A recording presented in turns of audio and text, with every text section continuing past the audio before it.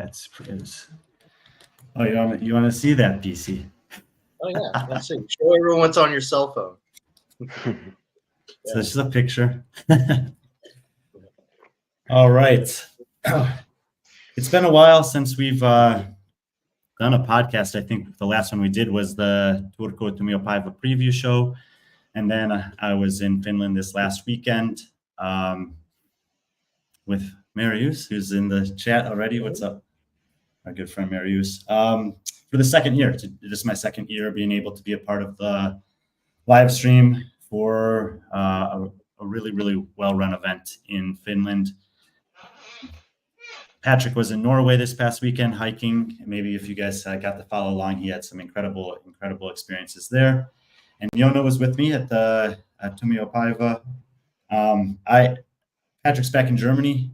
Jonne's still in Finland. I'm currently in Belgrade, Serbia. I'll post some stuff about that later this week, but it's not the focus of this show. And yes, Jonne has a killer mustache there. I think he's trying out for the role in the Inglourious Bastards. Yeah, thank you. Trying something new. And I was talking with. It looks good to me. I was talking with Jonne this weekend, and we were like, I said, when I work at competitions, we often do preview shows. Obviously, we cover the competition, but we don't often talk about competitions after the fact or do like a little review. Jonne said, yeah, I would love to do that. I don't think I've actually ever been on your show at all. So let's set something up. And so here we are. We'll spend the first part of the show talking about the competition this past weekend. I'm going to give Jonne a chance here in a second to explain kind of what his involvement has been in the Turku Tuomiopäivä and his perspective on it up to this point. And we'll spend, first part of the show with Jonne, and then we'll get to some other stuff later on.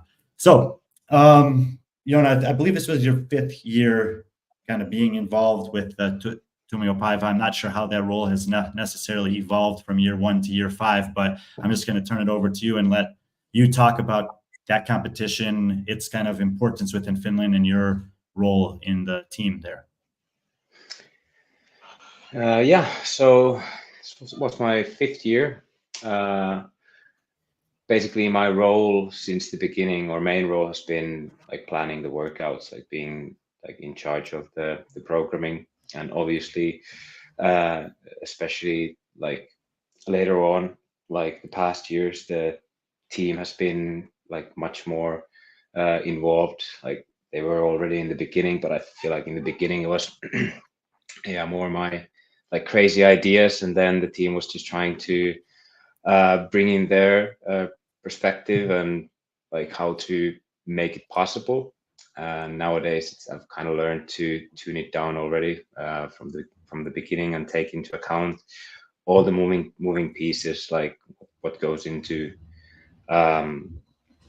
from like getting the idea of a workout and then actually executing it to the floor. But yeah, that's basically been my role since the beginning. I've only missed 1 year of actually being in the event. I think that was 2021 when the COVID year. I was in quarantine for the week that the competition was there. But every year, other year, I've been on the floor as well, like helping out and making sure that the events like run, or helping out every part of different teams to make sure that the events run as smooth as possible. And yeah, this year I think I was a little bit more involved. I had a little bit more time since I didn't qualify for the games and I wasn't prepping for the game, so I had a little bit more time to visit Turku and check for possible locations and work with or in the locations like we did in the Espoo and Uimaran this year. So yeah, I was much more involved this year and actually kind of enjoyed it. And the last thing that he said there, the Espoo, and that's beach where they were able to do event number 1. It involved 10, you saw some pictures from it there, but a 10K bike ride, a 4K ski on the beach kind of, and the later athletes were doing that kind of as the sun was setting in the day, which was really cool. And then a 4K run to finish it off. So, you know, you got to open up this year's competition similarly to last year with an offsite event. And it seems like that's something that the organizers, and including yourself, have tried to provide is in terms of some unique competition experience for both the elite and the RX divisions is one offsite workout as a part of the program. Yeah, so that's been one of the goals, and since the location that we have, Yläkenttä, the main arena, it's pretty close to like pretty much wherever you go in Turku. It kind of allows us to play around with different locations. Like in the past, we've had a couple events at Jokiranta, which is like by the river in the city, and those have always been really cool. We've had multiple other offsite locations. One was at the ski resort, and then we've been at the outdoor swimming pool, and that's one thing that I've always really enjoyed the most when I've been competing, like doing stuff outdoors and doing different challenges, and maybe even doing something new like obstacle courses at the games, because this is stuff that you don't usually get to do inside a gym, and most of the competitions are held in only one arena indoors, and that sets a certain limitations to what you can do. And I think that's been one of our main goals, to provide the kind of a style of competition that we also do, or have multiple offsite events and do something different, a little out of the box.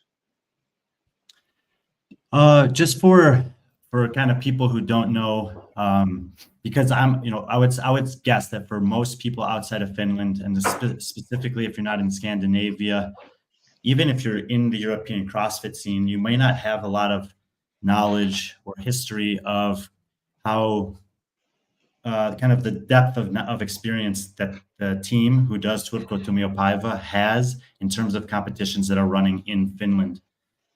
People who follow me will have heard the name Hannu before. Hannu Pahari ran a competition that you did when you were a young competitor in the sport for 8 years in Finland called the Winter War, but it was only a Finnish competition. You can still go back and watch some of the coverage from like 2013-14 and find a young Jonne Koski if you have a keen eye there. He's still young. As well as he's still young. Well, if you saw those videos, you'd understand. Still in my 20s, so still young. It was my first competition. I'm talking about. But Jonne, the team that runs Tuomiopäivä, they have a lot of them have experience that dates back into the Winter War years there. And this week in particular, if people were watching, it was really challenging from a weather perspective. But can you just speak to how valuable it is to have such experienced members of the team? And if you want to say anything about the history of competitions in Finland as well, please do. Yeah, so absolutely, as you said, I think when everything is smooth and easy, it's much easier to run a and a good competition. But when things like weather starts challenging, I think it's even more important that we have a good team, and that we communicate well together, and we have experience.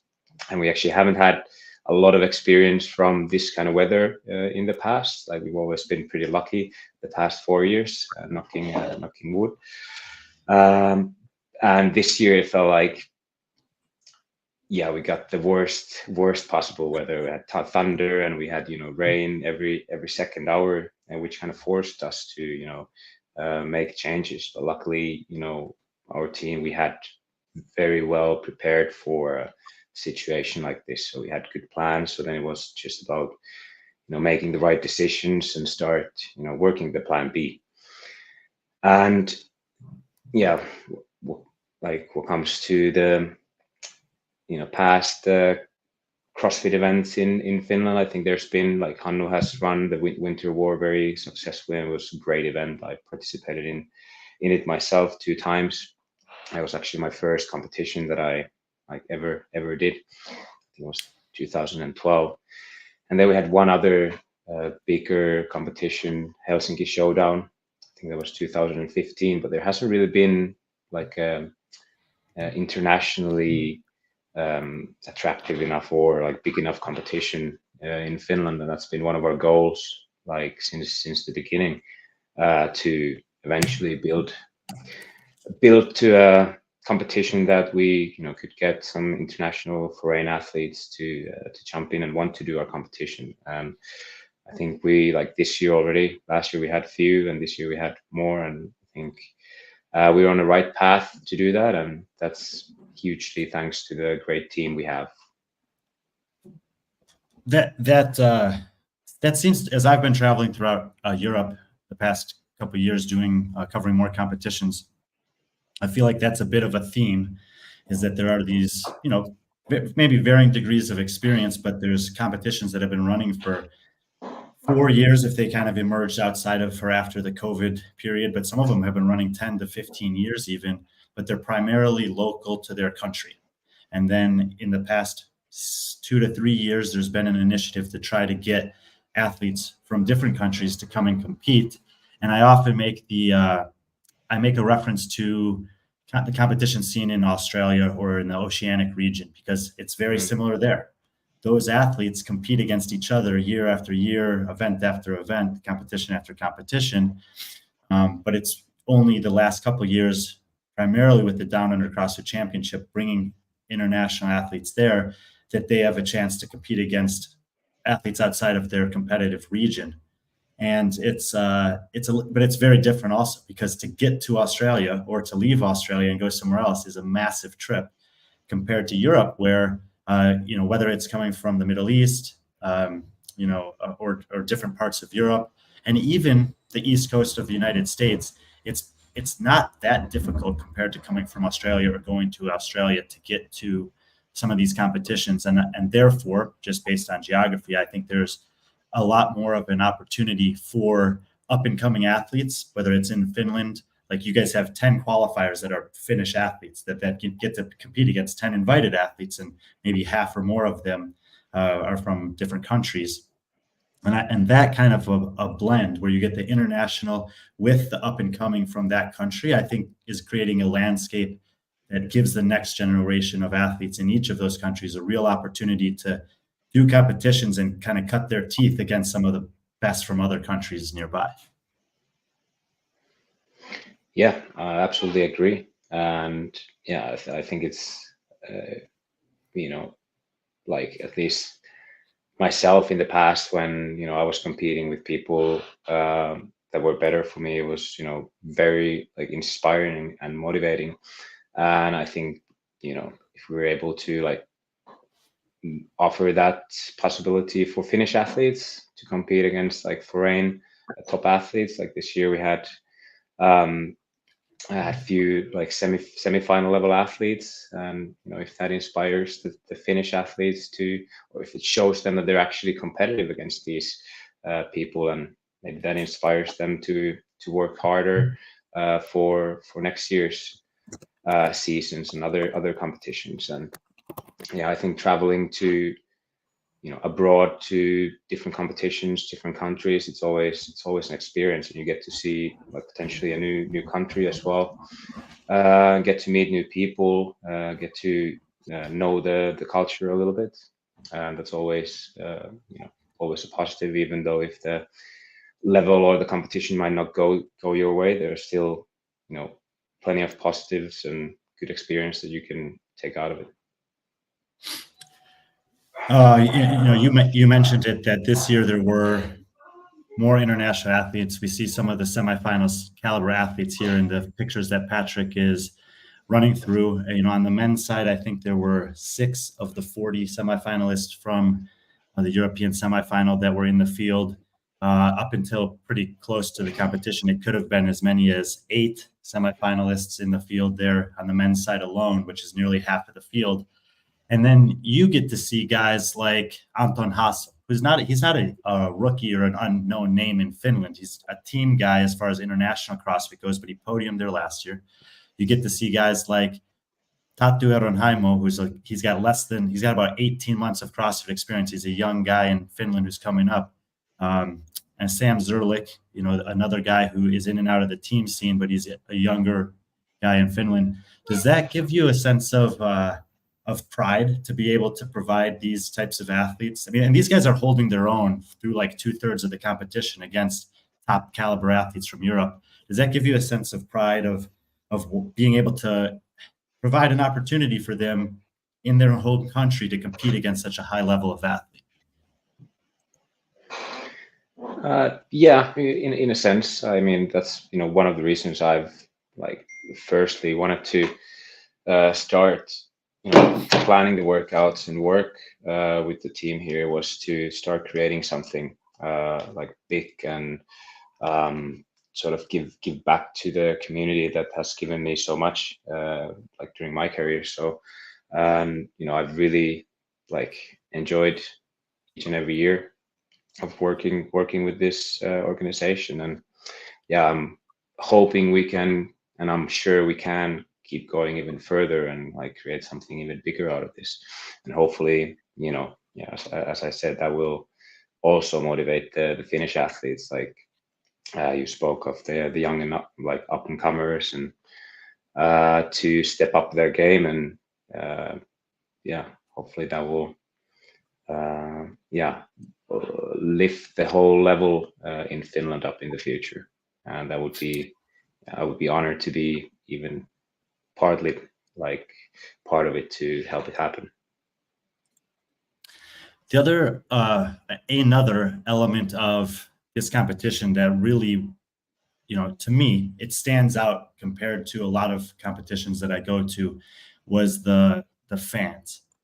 I mean, if you weren't following along with the competition this weekend, on Friday, which is the middle day of competition, there were 3 to 4 hours of thunderstorms coming and going, really heavy rains, and no competition. And basically the entire stadium remained full throughout that time as the fans waited until about 8 o'clock at night, and then watched until 10 o'clock at night as the athletes finally did the lifting event under the tents. What is it about the Finnish fan base that just loves this sport so much? Yeah, that's a good question. I don't know, but I really appreciated them for staying. I don't know, maybe it was the show that the our crew put on for the break time. I don't know. I didn't actually see it happening, but I heard it was pretty awesome. And I mean, we've also in the past Friday night has always been the lifting event, and it's always lifting events under the lights, and they're always one of the most entertaining events. So I'm sure a lot of people didn't want to miss that one. But even on Saturday, it was raining all day, and crowd stayed and had a really good time. And gotta love the Finnish crowd. This Instagram post that Patrick is scrolling through, you guys, if you haven't watched the competition live, which we'll talk about the broadcast and how you can go back and watch if you want to in a second, it's clearly they're lifting on platforms that are underneath tents. Whose idea was this to just basically pull tents from other parts of the festival area, put them on the field of play, and still create an environment where you could do heavy lifting even though it was raining? Yeah, so I think the idea came in some of our meeting when we were planning the rain events for the rain, and easy solution would be to do something like a strength test that you can do when it rains. Could be like a deadlift, but even with the deadlift without the tent, at some point there would be a point where you just can't grip from the bar anymore. So it would always be a limiting factor, or it would be dangerous, and we didn't want either. So then yeah, we were thinking about having the tent and set up everything exactly as it was, for it to be safe for the athletes and still, you know, making the event happen for the crowd and for the people as well. But yeah, then the snatch, actually that surprised us a little bit, that it would have been a little bit too short of a tent for snatching, especially for the taller athletes. So then an easy solution was to just switch it to clean ladder, which actually, after talking to some of the athletes, because we only had we had no fail policy on this ladder, so it seemed to be a much more stress-free movement for them as well. I'm actually very surprised we got to see like multiple PRs and multiple people actually finishing the ladders, which were not like light by any means. No, and I think we really have to give some credit to the two athletes that not only cleared the ladder but then did an additional lift. That is Taika Pirala, who is, a relative. She's completely unknown to me prior to that event, and then Mikko Lilliorg, who is not an unknown athlete but is incredibly strong. He was impressive last year in the lifting event. These athletes went through 10 barbells that were designated. Started relatively light, finished pretty heavy it was a clean plus a hang clean it ended up being, and then did an additional full bar plus half a bar or something. They did the clean. What I hear you saying is basically they surprised you. Yeah, they did. I was very positively surprised. I think Taika cleaned, was it the 12th or the 13th bar, and the last wave was the 10th bar. And I was maybe expecting like one athlete from each division to make it to the 10th bar, and yeah, we had multiple and got a pretty good show from it. There was a comment here, and I mentioned that we would talk about the broadcast. AAHA, the broadcast was technically very high. He references hooking up the Concept 2 rowers so that there was a graphic that showed the boats tracking. They have CrossFit Games also did that for the marathon row, but they don't do it for a lot of the rowing events when it's shorter time domains. That is an additional thing that you guys decided to do. Hanu was the one who was responsible for doing that. But in general, you guys bring in a company, Rajupaya, to do the broadcast. This is something that had been happening before I came there. Last year, you brought me to be a part of it, and you brought me back this year. For you and the rest of the team, like, what is the importance of having, a professional broadcast that's available for the people to watch that can't be on site?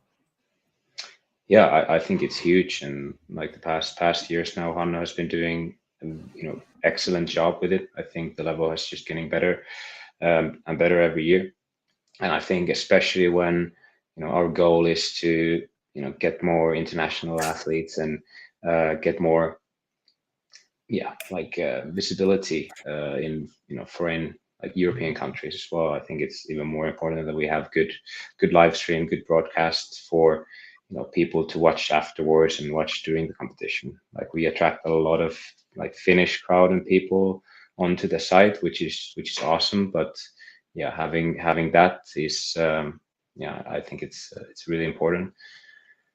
And yeah, it's something we for sure want to keep getting better at still. If you did not get a chance to watch it live, this is Ruutu is the Finnish website where you can go back and watch it. I believe the events have been pulled from the long stream as individual events that you can watch.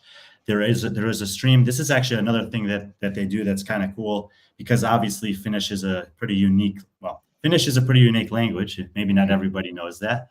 And so there's an elite division, and then there's an RX division. The elite division broadcast is in English. That's what myself and Mina do. And then during the RX division, the competition MCs, who are very intelligent in terms of CrossFit, a lot of experience, also great entertainers, Totti and Teemu, they are doing their jobs on the floor, but with a little bit of direction towards the fact that there are still people watching the live stream. And so they need to provide some context around what's happening. It's not just a hype job at that point. And I know that that's something that Hanu has some experience with in the past, and he kind of briefs them on how to do that. But it's really, you can go back and watch it on that website. We'll put the link to that in the show notes here.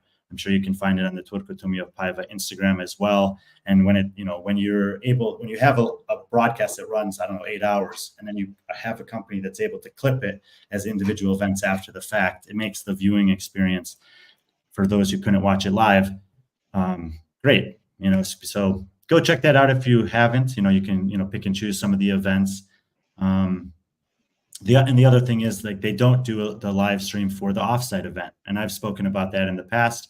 I think that's actually is a good decision. I mean, this for example, it was very well run, but it was like 5+ hours of athletes going off one at a time to doing a 50+ minute event, and we can do some post production to give some highlights for that. But the undertaking to have a broadcast at a different location for 5.5 hours when one athlete's going at a time, it's just not worth the resources in the sport right now. That's something that's for the athletes, and then the rest of it is for the fans. And I think that was a good choice. Anything you want to add about the broadcast? No, I think you said it. I think you said it all. Yeah. PC, let's can we pull up the leaderboards just for a second? I want to take a look at some of the athletes and get Jonne's thoughts on a couple of these guys. Are you going to start with the men or the women? Well, it's a good question. Let's see what happens. I'm all about surprises, let's start with the men. All right, we'll start with the men for the leaderboard, and I think we'll just start with the top. Henrik there, Hapalainen, good friend of yours, training partner of yours over the past couple of years, 4 times now to the CrossFit Games, had his career best finish this year. Obviously, there was circumstances at the games that were extremely difficult, not just from a physical perspective, and as they usually are, but the emotional toll on top of that. And Henrik has become a very well-known, well-respected, and inspirational figure in Finland based on his success on the competition floor. So two questions for you with regards to Henrik. First, what does it mean for you to have, he was the top guy in Finland this year. He doesn't have to do this competition, but for him to make the decision to do it, what does that kind of mean to you? And then also just talk about, from the athlete perspective, how difficult it is to come off of a CrossFit Games and 3 weeks later do a 3-day 7-event competition in inclement weather with a 50-minute workout on the first day, and just the totality of how talented you have to be just to pull that off. So first of all, I really appreciate Henrik and like every athlete coming, but like one of the reasons we didn't invite or start inviting people that qualify for the games was because I know personally that 3 weeks is it's a very short time to recover from such a heavy event, not just physically, but like mentally and emotionally, and not to mention this year must have been multiple times that. And Henrik coming to our event and performing at his highest level, like he was just crushing every workout after workout, and that's what he does. He's an athlete, and he really happy he decided to come and give the boys a race. I'm sure I don't think he's done Tuomiopäivä before any year. I don't think so. I think he like you. I think he did Winter War twice, but I think this was his first Tuomiopäivä. And he's done Unbroken a few times as well. But so there was his first Tuomiopäivä, and I'm sure he enjoyed it as well. He said he hadn't been training or preparing too much for this, but still, the shape from the games prep is still there, and I'm sure he's happy with the decision to come. And if you're looking at the leaderboard and looking at the points, you see there's a 90-point drop off from Henrik to the next competitors. And I don't know if we can fit it on one screen here, but from Mikko Liljeorg in second down to sixth place, which was Kevin Jures, the range of scores is 555 to 535. That's 20 points, and that's 5 men, all of whom were at the semifinal. And so two thoughts here, and then I'll let Jonne add, is there were 7 scores over 3 days. It's that's what you get at a semifinal. You had a long monostructural event. You had a short monostructural event with the 500-meter row. You had a short lifting event. Well, it's short in time domain for the lift, but the totality of doing all those lifts on the barbell adds up, obviously. And you had a skill-specific test with nothing but body weight, and then a few metcons as well. And by the end of the weekend, there were other athletes challenging these guys, but basically the cream is rising to the top. From the as the programmer, when you see those 5 guys elevating there and then 20-point spread between the 5 of them, how do you feel about your job of the test that you put forward for them to take on? Yeah, so I think it was pretty good and like versatile test. Like we had to make some changes, and obviously there's always when we take some movement out and add another in, it's going to favor someone and not favor some other one. But still, we try to keep it as similar as the original plan was. And I don't think the leaderboard would have changed massively, even if we were able to go with the plan A. So in that perspective, I'm pretty happy with how it looks. And also, you see even with the top 5 athletes, there's some like very good placements, and then maybe some not so good placements. So we were able to find some holes in some athletes. Henrik didn't show a lot of weaknesses this week, but yeah, so I think it was a pretty good test. And it's always difficult to trying to make as like very broad and even test with only 7 events, but we tried our best, and try our best every year. And usually there's always some sort of a little theme every year that we're maybe putting a little bit more focus on. This year it was supposed to be like skill. We added some skill elements to both divisions, also for the elite. Unfortunately, we had to, like, those were pretty much the first ones we had to cancel or change. But still, yeah, I'm pretty happy with how it turned out.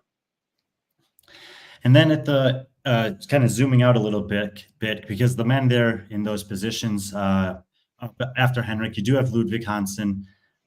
He was the defending champion. He was in a battle all weekend long. You got 2 guys from Estonia, Mikko Liljeorg and Kevin Jures. You have Colin Bossart, who came up from Switzerland, and Victor Helsinghoff, who came across from Norway. So you got several different countries represented there. And for context, if you looked back at this year's semifinal, a similar number of days and scoring opportunities available, Colin and Kevin did much better than Mikko Liljeorg, Ludvig Hansen, and Victor Helsinghoff. But here in this one, you see Mikko and Ludvig ultimately kind of getting the podium spots, with Kevin and Colin missing out. You've been competing in Europe at the highest level for a decade now. It's been a topic of conversation this season amongst people who maybe aren't as intimately aware of the depth and breadth of talent, especially in the men's field in Europe. I think that this, for me and you who see these competitions in Europe regularly, we kind of know that on any given week, you might, a guy that you beat a month ago might beat you this weekend, and that there's just this trading of blows. I mean, not to bring it up, but you beat them all in the first 2 parts of the season, and you didn't get in the top 10 at the semifinal. Just from your perspective as an athlete, and to help other people who maybe aren't competitive male athletes in Europe understand, what is the depth and talent of the kind of elite men in Europe like right now?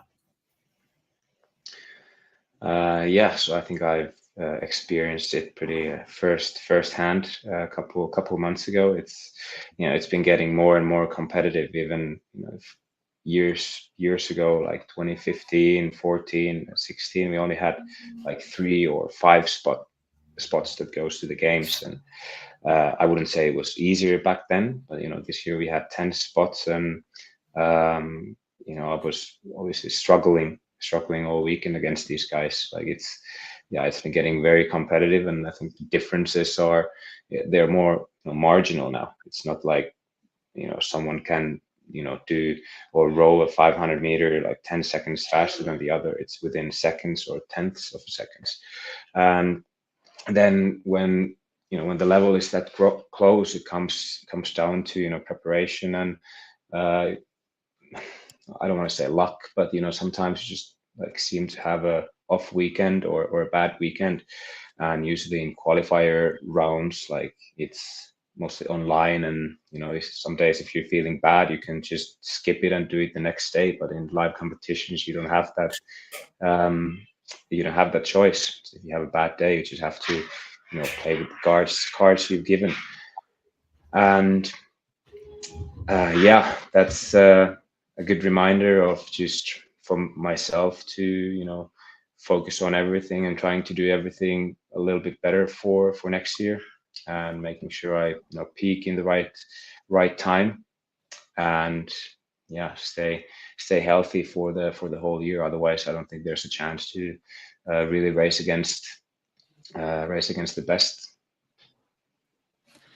I'm going to answer this question from Lynn because you and I actually talked about it on site there. She was curious, and she must be a very perceptive of your skill sets to know to ask this question. She was curious of your time on event 4B, and I asked Jonne the same thing prior to that event on site, and he said, well, we can't test the workouts on the Ulekenta, on the field of play, because the rig doesn't live there. But I try to simulate it as best as I can, and he told me he went under 5 minutes. So how would it have compared to Henrik's time is kind of impossible to say because the variables are different. But he would have, and you even told me like this is a good workout for Henrik. He's going to put up a competitive time. Yeah. So this particular event, I actually went to Ulekenta to test because of the sled. It's the material of the floor that we have. It's very it's kind of like a rubber, like piece of rubber, and then like a fake grass. So it's very hard to mimic that in gym environment or anywhere else. But I obviously didn't have the rig. I was doing handstand push-ups against the fence with a little bit longer transitions and stuff. So it's hard to get an perfect estimate. But I also know like Henrik and his strengths, like strict handstand push-ups are good for him. It's one of my best movements, but I think Henrik is probably stronger and better on the sled push and sandbag carry. So if I was doing this event as it was, I think I'm not as good on a 500 meter row, so I might have had to game it a little bit and try tactically to at least get 100 points for the event 4B, and maybe save a tiny bit on the rower, or then just throw away the plan and go full nuts on both. But I think my time was slower than Henrik's time, though, to answer your question. Wow. We're going to flip over to the women's leaderboard here. Sam Zerlich, one of the athletes I mentioned earlier, he's in the chat here. Thank you, Jonne. Definitely appreciate you and the Turku Tuomiopäivä crew, effort, enthusiasm, constantly raising the level of competition. So that's from one of the athletes who was in the top 10 on the men's side. Sam. And CJ, the margins on that row were brutal, especially on the women's side. He says, actually on the men's side, if Ludvig Hansen had gone 1/10 of a second faster, he would have finished second instead of third. So that speaks to what Jonne was talking about earlier, that the margins for error can be as small as 1/10 of a second sometimes, making a difference of, €1,000 in a spot on the podium. We had, on the women's side, we didn't have quite as much of the international representation as on the men's side, but here, and we look in the top 5, we do see 2 flags that are not Finnish. Andra Moistis from Estonia finishing 3rd. If you're not familiar with Andra, she was 14th last year at Madrid Championships and had a top 10 finish at Wadapalooza. So she's not an unknown name amongst competitive athletes in the sport, and Elena Karatala, who qualified for the CrossFit Games in 2022 and has been one of the better athletes in Spain on the women's side for the last several years. But at the top of the podium there, we have Mirka Henriksen for the second year in a row. Mirka's been a seasoned games athlete on the CrossFit Portti team. Jonne, I'm sure you know Mirka well.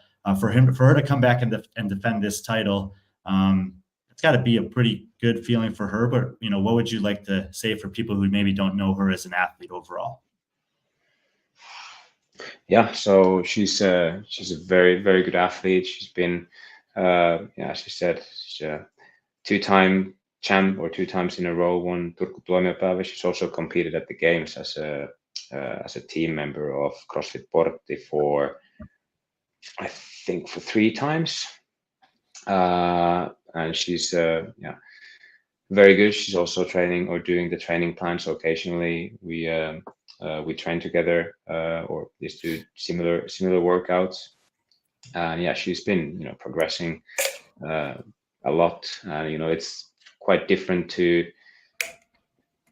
like, I don't have a lot of experience from team competitions, but I can imagine it's very different to prepare for a team competition compared to individuals. So if you're all season preparing for a team competition, might be might even be a little bit difficult to switch into individual mode and come to individual competition. So in that perspective, I think it's impressive that she's managed to win it now 2 times in a row.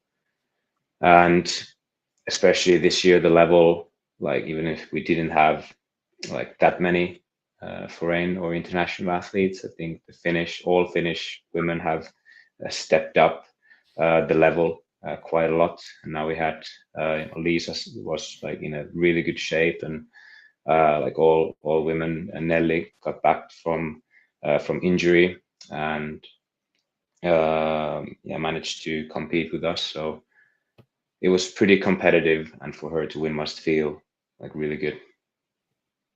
Mirka's teammate from those CrossFit Portti teams is named Laura Isopuso, and she coaches many athletes who competed at the Turku Tuomiopäivä, including Lisa Laiko, from what I understand. CJ mentions here, I haven't seen Saturday yet, but Lisa Laiko, he acknowledges he got the spelling wrong, was super impressive on Friday. She was at the Turku Tuomiopäivä last year. She took 5th place, but she wasn't really in the podium hunt.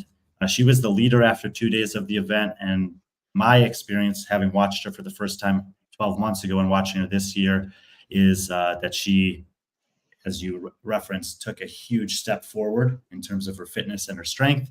And it sounded to me like, talking to many of the athletes, that whatever kind of training program that Laura is providing for them there is working, and that there is a raise of the level of athlete. It's always interesting when athletes kind of phase out of being, athletes who are at the games level, this professional, and then they're looking for the next thing to do. And I would think that that's also a pretty cool thing to see Laura and her team kind of evolve, or for her to evolve her career from top-end athlete to coaching top-end athletes in Finland.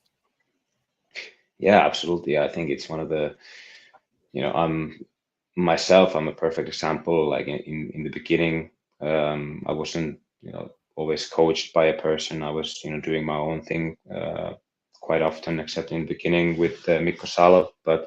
And that very easily led to many injuries and overdoing things. But since the past 2-3 years, I've been with Yami, the training plan, and Yami, such as same thing with Laura, has seen so much of the elite level competition and has, the experience, and both of them are, Yami and Laura, Laura is a physiotherapist, Yami is an osteopath, so they also understand, the physiology of the human body, and they can, use that in coaching quite well.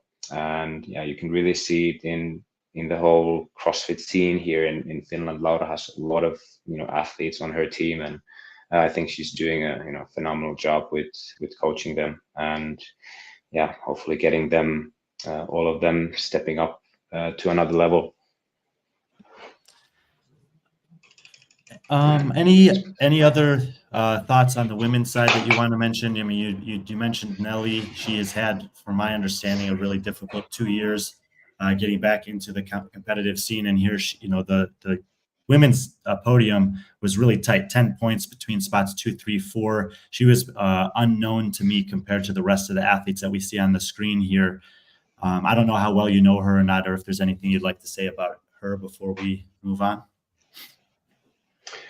Well, I'm really happy to see her back. I know coming back from an injury is not it's one of the hardest things as an athlete you can do, especially from a pretty serious injury. I think she had like over a year of not really competing and pretty long rehab, so it's mentally pretty tough to push through from that and still get back into phenomenal fighting shape so quickly.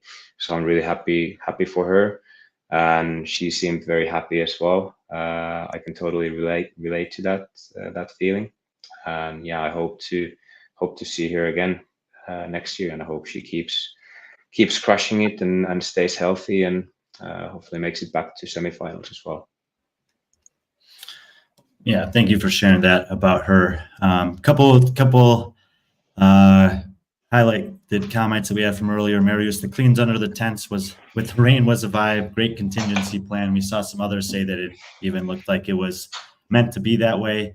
CJ just with another comment about the live stream, great looking comp, easy to watch, loving having the athletes clearly announced before every heat. This to me is one of the marquee things that the Tuomiopäivä broadcast does that I'd like to see other competitions do. I try to do this when I stream the events myself, but clearly with a POV camera and not having the full resources of an actual broadcast team, it's a little different. But every heat, if you watched, the athletes come out one at a time, and the MCs on the floor announce them by name.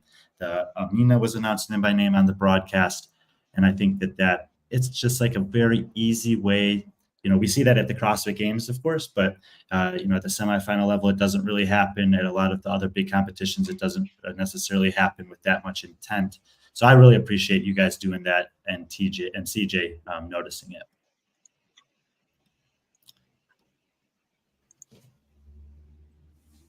Final thoughts? Any other thoughts on the Tuomiopäivä this year, or anything you want to share about upcoming events within the Tuomiopäivä season or next year's competition? Well, I want to use this platform as well to thank everyone for getting or making it happen, making it such a great weekend, and especially for the athletes. For also, I know from my experiences in the past, can be pretty stressful or hard to when there's so many changes and you don't really know what's going on when you've prepared for something so long. And we know that, or I know this might be a main event for a lot of athletes. So I really appreciate that. And next event with Tuomiopäivä is going to be the Turku Turbulence. That's in I think it's in February. It's going to be like a team event. We're only having one division. It's a little bit more also like RX level, but even last year we had Shirley made like a really good team with a couple other athletes from Tampere, and a few athletes from my gym made a pretty elite team as well. So it's kind of mixed up from elite and RX level athletes making teams, and I'm actually considering myself to maybe making a team and jumping in. So last year we had Iris planning the workout, so I didn't really have a big role in that competition. So maybe that's my way to actually join a Turku Tuomiopäivä event organized by the same organization. But we'll see. So anyway, overall, if you guys listen to our stuff, you know that I'm a huge fan of this competition, very honored to be involved with it. this year was an affirmation of last year, and I got a totally different experience personally. The weather last year was perfect. This year was extremely challenging, but the team was just as good. The production was just as good. The athletes were just as compelling to watch.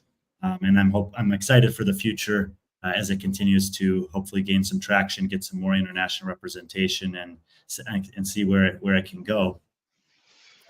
A while back in our conversation here, Jonne, Romeo made this little mention here. Easy to assume that Jonne is the same age range as Brent, Pat, BKG. He thinks, and I think he's right, that you started at 19 or 20 years old competing back in Carson, 2014, I think was your first CrossFit Games. And so you are 29 right now. But he says you're still in your prime and growing, scary potential, which, I think leads to a question that a lot of people would love to know from you after the way that the season ended for you at the semifinal this year. What has this kind of summer been like, and where are you at, mentally, physically, as you look towards the next phase of your career? So obviously it was a rough gig at semifinals. Took quite a long time to sort of get like emotionally over that weekend and figure out what went wrong and what we need to fix to make sure that never happens again. So I took a little bit easier training wise for a couple of months. There was no point for me to really start attacking training too hard because there were no competitions nearby. So I had a little bit longer off season. We went to Norway, did some cycling trips, saw a lot of friends. That's not just some cycling trip. That thing was crazy that you guys did, and very cool. Yeah, it was pretty epic. It was kind of last minute planning. Adrian was doing another race, but then he hurt his leg during the race, and he was actually cycling through Finland. So he ended up taking a train and coming to our place in Espoo and stayed with us for a week or two and recovered his leg. And once the leg got better, we were I had nothing in my calendar for a week and a half. I was just like, should we go to Norway and do a cool bike trip? And yeah, he was all in for that. And then we started planning, and pretty much 3 days later we were booking flights and packing bikes. And yeah, basically we flew to Trondheim and sent the bike boxes to Bergen. So basically there was no other option but to cycle to Bergen. So yeah, then the next 5 days we were on a bike and biked through the beautiful scenery. We had some rain a couple of days, but the last 3 days were pretty good weather. And yeah, had tons of fun. And actually I think I carried pretty good bike fitness after that trip. I did a couple bike races and time trials by myself, and actually PR'd my numbers quite well. So it was both fun and actually pretty good trip training wise as well. Well, and that's quite a statement, because you've done, historically well on biking events, at least in the CrossFit world in general. So, but yeah, you put in the miles, you're going to see the results. Yeah, so it works. And, this morning, actually, on the Morning Chalk Up, they put out an article about some of the off-season events that are coming up. And a couple of those are events that you've competed at in the past. Some of them have qualifiers, some of them have invites. Do you have any plans at this point, in case there's people out there that are looking forward to the next chance to get to see you compete? So hopefully the Rogue Invitational that's happening in November, the qualifier starts this week, and then I think I kind of want to see or do a rematch with Vodapalooza later on, or next year. Last time I was there, I was supposed to do a team with Nick Matthew and James from and Ugri, and also individual comp. That was the first year they did the 2-day. Was that last year? That was last year, right? 2 years. They've done that the past 2 years. Yeah. Okay.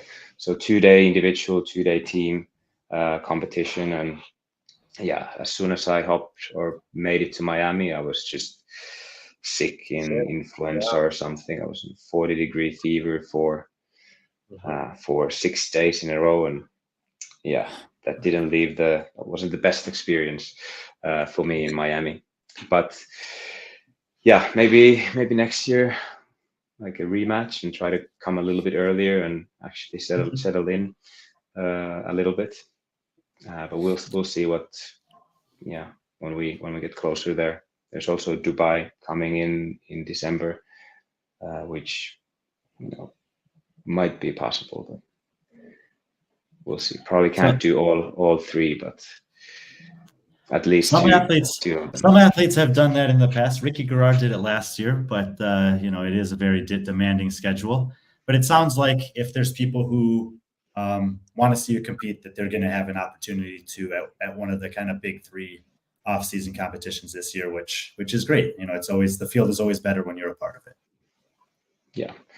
Hopefully we'll see. Probably have to do some qualifiers as well, depending on how the invites and the ranking systems work and play out. But luckily the qualifiers have been going pretty good for me at least in the recent years. So you're actually undefeated on qualifiers during the 2024 calendar season in the world. So yeah, I would say so. Yeah. Yeah, I think Rogue currently has you 14th in their ranking system. So we know the first round of invites went out last week. So there might be some decline. So I don't know if they'll backfill from that list or just do invites. But you've been to Rogue a few times. You've had some unfortunate mishaps at Rogue. Yeah, you need a rematch with Rogue as well. I do. You do. You need a rematch with Rogue. Yeah, for sure. That's like pretty much like the next week after semifinals. That's where I put my next main target on, especially now since they are in Scotland, in Aberdeen. It's much easier travel for us from Europe. Like every year in the past, it's been quite a trip to go to Texas so quick after the games. But this year, I think we have the advantage over to the American athletes. So yeah, should be good. Yeah, I'm looking forward to seeing how that plays out differently, because this is the first time, there's not a lot of North American athletes, especially from the US recently, that have gone to Dubai to compete. And so the remainder of the big off season and, the CrossFit games have always been in North America, and there's no way around it. I mean, even as a collegiate athlete in soccer, there's a big difference between taking a 9-hour bus ride and playing a game than getting 9 hours of sleep in my bed, waking up, having the meals that I love to have, etc. And time zones are a real thing. The cost of going over there, the decision, are you going to come 3 days early or 2 weeks early and make sure that you're feeling good? And now finally, I would say the Europeans have the upper hand in terms of that.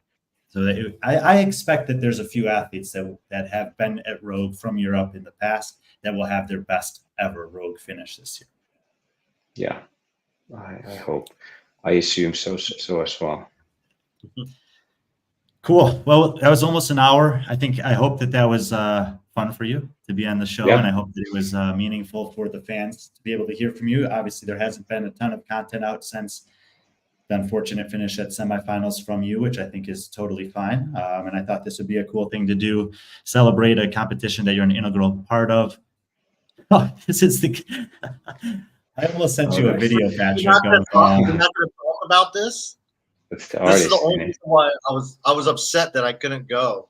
I was in Norway instead of Finland because I missed out on MC Peso. Yeah.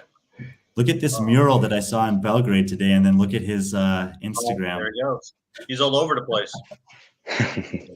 But hey, if there's anything that I've heard about Brian, not just the competition for that you had this past weekend, was just what you do, because it's a festival. You know, I heard the after parties were amazing. Great. I mean, just a fun time. The concerts, just the community. I mean, I think Lynn said it, and other people said it. It's like, you know, on the broadcast, you could tell it was packed. So you're it's taken 5 years, but you're onto something there in Finland. You're building something amazing, and to be a part of that and watch it grow. You know, you should definitely. I know it's, like I said, not the ideal season for you, but when you can sit back and see something like that where you've been a part of, and you could be a part of it more, especially this year, and it grow, that has to mean something to you. Yeah, absolutely. It's like, you know, it's mainly Meri and I know there's to, you know, thank for majority of the work, the main organizers. But yeah, I'm really grateful for, you know, having them, you know, taking me on board 5 years ago. And yeah, it's been a pleasure every year, and to actually witness that how our whole team has just evolved, and how the event has evolved over the 5 years. I think like this year we made quite big changes with just the brand look, and I think it looked really awesome on the field, and it really suited our overall vibe, like the festival vibe that you were talking about. It's more than just a CrossFit competition. It's also like a fun festival for people to hang out, and that kind of fitted to my season and my summer. I've been trying to take it, you know, a little bit easier and have some fun and focus a little bit more on other stuff. Like past couple of weeks now, I've been on like proper training rhythm again, and just started again today. But yeah, it was fun to have something to focus on, like during these times. Yeah, I can't wait to see another year under Yami, what it does for you and that whole group. You know, obviously Henrik, you know, just BKG. That's quite a group that you're training with. You know, one of my good friends, Khan, is a part of the. He's a Yami disciple as well, so he's looking forward now that I think he's done competing. I think he's now looking at Masters, but you know, you expect to see a lot more trash talking with Khan probably in the fold. So yeah, but I think that's what he said last year as well. So yeah, so we'll see what happens. Yeah. I'll ask him again. He's coming. He'll be in Germany in 2 weeks. So I'll ask him then. But I'd love to see you guys go off head to head in a row or something. You, him, and, he's a beast. Yeah. He's a beast on the machines for sure. Yeah. Jonne, some people know that you were, you know, planning this race to the podium series this year. Lynn is wondering if you're gonna, you know, continue that. Maybe an evolution of it, or it evolves in a different way. Yes, I'm planning to do more episodes on YouTube. We're actually planning to release like just a regular day in the life episode of how the life looks like during my off season, when I'm not training so hard for competitions, because usually, you know, the chasing the podium was more about competition prep. So thinking about showing a little bit of the other side as well in the future.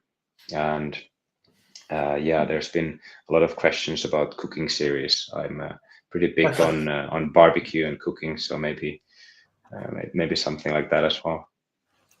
Oh damn! I'm gonna have to work that into my next trip to Finland. Well, before we let you go, I also wanted to kind of send a shout out to your partner. She competed this past week, and Brian said that you're constantly looking on the phone, watching the broadcast. So you're a busy man. I didn't get a chance to see the final leaderboard, but how did she end up doing? She finished on sixth place overall. She was climbing up. She had a pretty like she didn't have the best first day. She wasn't feeling maybe 100%, but then got much better the next days, and actually got some really solid performances over the weekend. I just picked her up today from the airport, pretty tired. I mean, 10 events, it's quite a hefty amount. But yeah, she's maybe didn't get what she wanted, but I think she performed really good. I was trying to watch most of the events from the stream, but it was sometimes difficult to follow. But yeah, overall, I think the experience was solid, and yeah, she's happy, and I'm happy to have her back home. Now it's been a long 2 weeks. I would have wanted to be there and watch it happen live, but yeah, unfortunately we double booked these weekends. But yeah, I think it's great that that's an amazing picture. Yeah, dude. I think it's amazing that I think it's great that she keeps on competing. Obviously she's an individual in 2022, I believe, or 21. She made it as an individual. And 20, then, And then 22, she came back as a Masters and won it, didn't she win Masters in 22? Yeah, 22. Yeah. So I think it's really cool to see her just continue on to just follow her fitness and and having your support and vice versa. I think that's really cool. I think it's one of those things when there's a lot of CrossFitters who have partners that also CrossFit, but I think it's cool when you see the support and to hear that, like Brian was telling me, that you're looking at your phone and it's just really cool to hear, and I'm glad that glad that she's still doing that, and I'm glad that the support's still there, and I think everyone recognizes that and appreciates that. Yeah, absolutely. It goes both ways, and yeah, it's been good. So hear me? Good. I ran out of battery. It's been good to have her support on my competitions. I obviously love to support and fully support her on on her competitions. And yeah, just unfortunately this year had to be via phone. But luckily the schedule wasn't too crazy, so they were mostly training within the hours that I was still awake. So I actually managed to see everything that was going on. But yeah. Well, it was like 1 o'clock in the morning at the after party, and you were watching her do the front squats. Yeah, true that. Yeah, but it's been great. It's been great. PC, anything else for Jonne? No, that's it, man. I appreciate it. It's great. I can't believe it's taken us this long to get you on. So I know there's a lot of interaction between you and Brian and with us online. So we definitely appreciate you coming on. And I can't wait to I can't wait to go to Finland next year. I'm gonna try to make it. I can't wait to have you here. And also, yeah, Brian, thank you again for coming out. It's been a pleasure having you with us. Yeah, I hope to see you next year again. We didn't get to do the disc golf round this year, but maybe the weather will be better next time. I hope so, because there's some amazing courses in Finland. Yeah. Thanks again, Jonne. Thank you, brother.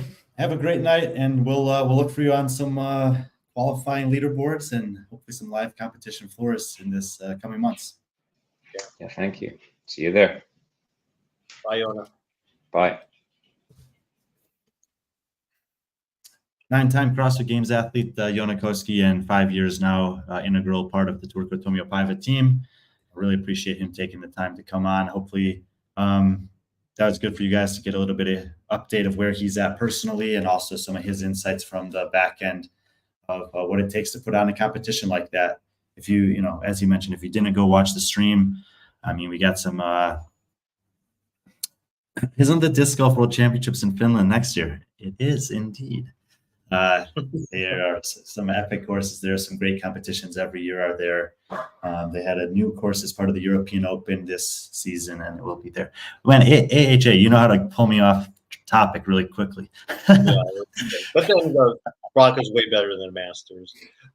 It's kind of a segue. There were some other competitions that happened this past weekend. Obviously, you were there, but the Masters was going on as well as the Pit Fit team. So we actually do want to recognize all the winners and everyone that participated in them.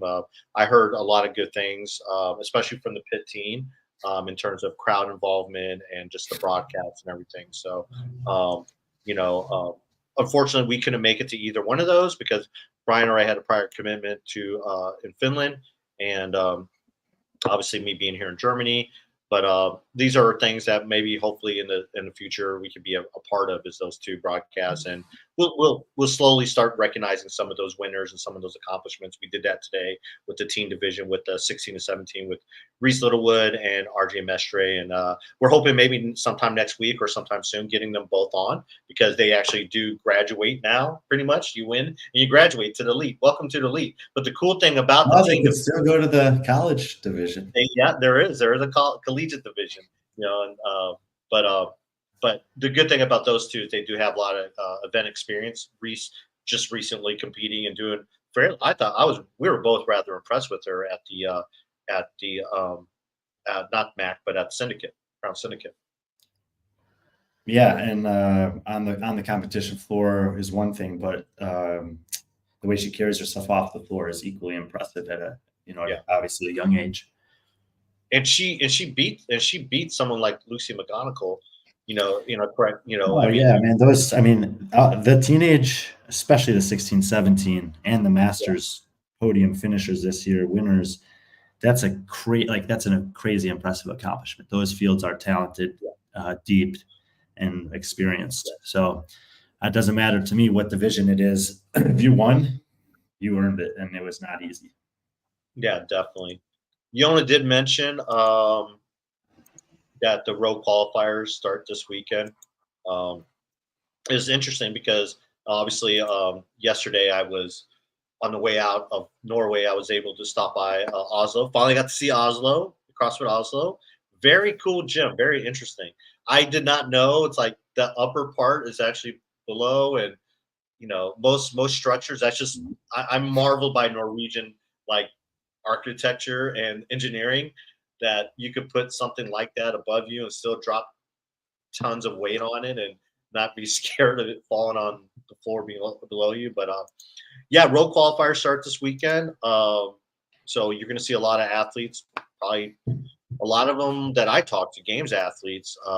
They started this week getting back into the gym. So it should be an interesting leaderboard. The surprising thing to me is that I've seen very little athletes post their invites, the ones that already received them. I feel like those usually run out.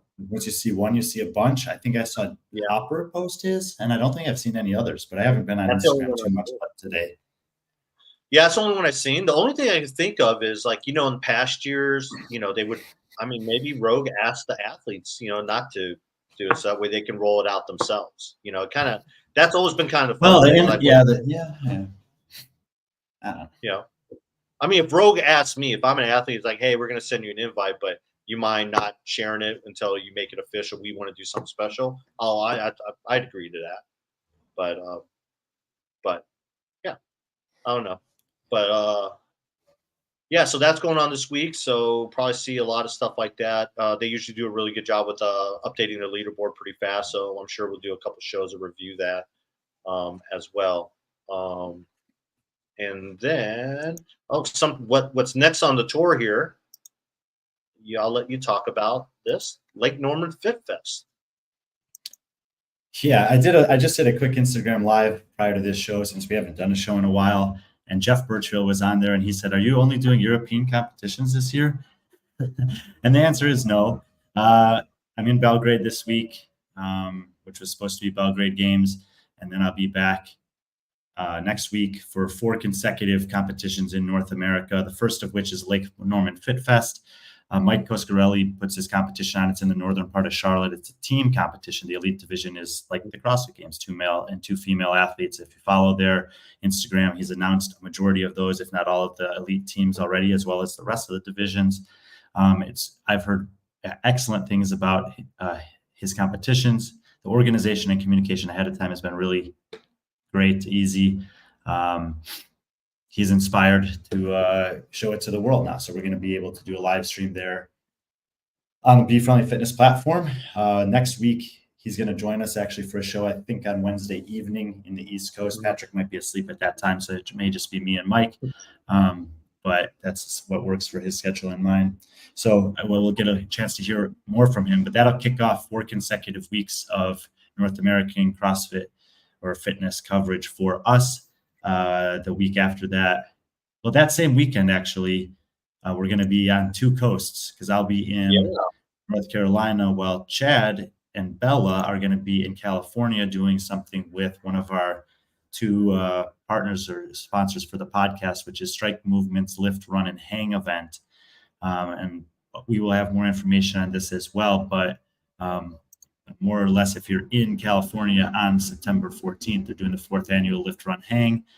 Bella is going to be on site there. This is at Muscle Beach in Venice, California. It's obviously an incredible and iconic location. And Chad's flying out on behalf of our team to do some content, capture some stuff, and tell some stories about the event out there. We'll have some more information about ways that we're working with Strike Movement coming up, but that'll be fun. That will be kind of on both coasts next weekend. If you're out there, this sounds really cool. I'm like, it just sucks that I wish I could be there. Our friends at Strike Movement, they've been talking about this, telling us about this for a couple of years now, and this year we're able to make it happen. It's fortunate that Bella's already going to be there competing. So first they lift. It's an unsanctioned power only weightlifting meet there on Muscle Beach, iconic Muscle Beach. No squatting is allowed for 3 attempts in the power snatch and 3 attempts in power clean and jerk. And then the event 2 is the run. There's a beach run. It's a 2-mile scenic route to take participants to the end of the Venice Pier and back, which, Bella runs that average, 15-minute mile from all the run clubs she does. So it's right in her alley, and she loves power moves. She loves clean and jerk. And then the hang, event 3 is the hang, and it's just a social with tacos, music, prizes, awards, giveaways, and at the new Deuce campus. And Strike Movement is sponsoring all of that, and there might be some cool unveilings from what I hear, possibly at this thing, when you on September 14th. So, it should be fun. I know Bella's excited about it. Chad's excited about it. We're excited about it. We're disappointed we can't be there, but just think about this weekend. There's like we said, we're in here covering Finland. There's 2 the Masters and Teenage Games going on. Black Challenge down in Mexico happened. This is how the sport of CrossFit is, a global sport. There's multiple things that are happening on the same weekends. And, if we're kind of growing as a company to the point where we can have some different people in different places to, tell some different stories, which I think is, it's something you and I have been talking about since before this ever started. And now we're kind of having this weekend where we're going to do that to some extent. Yeah, and I'm excited about it. I think it's going to be cool, and it just shows the possibilities and how we've grown. And of course, that wouldn't be possible without sponsors like Strike Movement and HRCBD, and of course, everyone that's supporting us. To see most of you guys tuning in to Turku, just to watch that, that's great. I think that's awesome. The amount of views and everyone just enjoying that. So. So that's going on. Definitely, again, if you're in that area, I just think it's cool. I've been to Muscle Beach a few times. It's just really cool. It's like, iconic, like you said. Can you pull up our calendar, our pinned post of the B.Friendly schedule? I can. 1 second. So that'll be our first stop back in the U.S. next, not this weekend, but the one after. We'll have content primarily on YouTube and Instagram during and after the Lift, Run, Hang, and then we'll have the stream for Lake Norman Fit Fest. The weekend after that is Tier Cup in SoCal. Chad's going to go back to Canada to coach his son's hockey team, but Patrick and I will be in Huntington Beach. And we're really excited about what we're going to be doing there. So we'll have a chance to share that with you guys. I think it's the next slide after this is what we want. So that brings us to the end of this. So we'll have some more information for that coming very soon. I'm going to go to Indianapolis afterwards for the MFC. I'll be on the broadcast there. Kyle Ship, I think Bella and I are the 3 people doing that. We'll go to Summit Games. Which is they've moved to Salt Lake City. It's going to be a new environment there, but not a new competition for us. We covered it last year as well when they were in Cedar City. Is that right? Yeah, Cedar City. Yeah, the Iron Game. And then that'll be the 4 consecutive weeks in North America that we're doing. Kind of sad about the fact that I won't be a part of Crash Crucible this year. Was not invited to be a part of the broadcast, but you guys will be able to watch it on Savant's podcast. JR has started to roll out the athlete invites, and it's obviously an extremely well-run competition. The programming is unique and very thorough. A lot of preparation that JR puts into that. The athlete pool is going to be as good as it's ever been. It continues to attract top-level athletes, and good prize purse too, as he's paying out even event winners this year. So we won't, unfortunately, be there. Wish that we could be, but it's still going to be available for you guys to watch. And we'll, like we do when we're not at competitions, we'll still, take a look at the athletes leading into it and the results after the fact. So that's kind of the next stretch for us. Because of some of the changes with just the CrossFit ecosystem as a fallout of the games this year, from Oslo Throwdown on is coming into picture in a slightly different way than we had kind of expected. A lot of the competitions that are on this are still going to be, but we may be adding a couple other ones. Belgrade Games that was supposed to be this week, for example, will shift to November. And because of that, and the fact that I'll be in Europe and Patrick's stationed in Europe, we have a few things that we're just trying to sort out. So, the next 4 weeks after this weekend will be in the US, and that hopefully gives you guys kind of a preview of what's coming up for us. Yeah. And then obviously we'll try to provide as much coverage to things we aren't going to be watching, but and catching up. I mean, as you see, we're kind of slowly coming back into it. I know we had a big push before the games, bringing athletes on and stuff like that. It's a weird time in CrossFit right now, and we're kind of slowly but surely giving athletes time, and they want to come and talk to us. We're open, and we definitely want to talk to them. I mean, yeah. So looking forward to it. Yeah, we'll have some things lined up prior to Tier Cup. A lot of exciting things coming up for that. Can't wait to share that with all of you. It'll be really cool. I'm excited, Brian. I don't know. I mean, I'm so excited. I'm taking leave, military leave, which I value so much. And I'm flying back, I don't know how many hours, just for that weekend. I mean, granted, it's Sahara's competing, so I'm excited for her, but I'm excited about what we have going on it too. So it's gonna be so cool. So Melanie, I would not do that. Still go, enjoy, have fun. I know you're just kidding, but it'll be an opportunity, especially it's so close to you to kind of see some of the top athletes competing. So. Another thing that I know we wanted to talk about is kind of on a somber point, and I haven't finished going through this yet, but Mike Halpin in conjunction with Morning Chalka came out with this timeline of 2024 CrossFit Games Event 1 Lake Day. Like Mike says, you have to read it. I mean, I'm already through the first part of it. And one thing you need to know is that this is Mike's account from other people. This is not an investigation. This is what he's taken from photos, video, talking to people like Brian, Joe from the Morning Chalk Up, other people like some judges, some people on the medical staff. That this is his account of what he saw from those other people's accounts. So basically, it's a timeline. So Brian, I don't know if you wanted to speak a little bit more on it. It's really well done. Mike and Joe specifically have been spending a lot of time prepping on this. I've had some conversations, like you said, with Mike in the run-up to finally releasing this, and it's very well documented. He is very clear in terms of the opening part of the article about what it is and what it isn't. And it is time-stamped with verifiable pictures, video, firsthand accounts from people. There's a ton of information that he got that isn't included in here because he didn't feel that it was, corroborated enough to make the cut, basically. And so it's not the stuff that is included is not. It's just the facts based on actual things that were said, seen, captured on video and picture. So it's not an answer necessarily to any questions, but he references the Training Think Tank podcast where they say that time during that couple of hours or a couple of minutes, depending on what you're focusing on, can feel very different.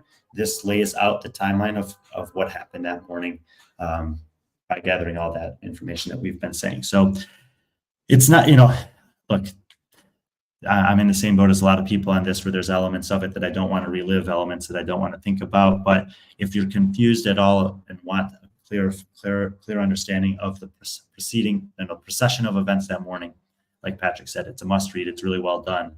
And lays things out in a way that I haven't seen anyone else do yet.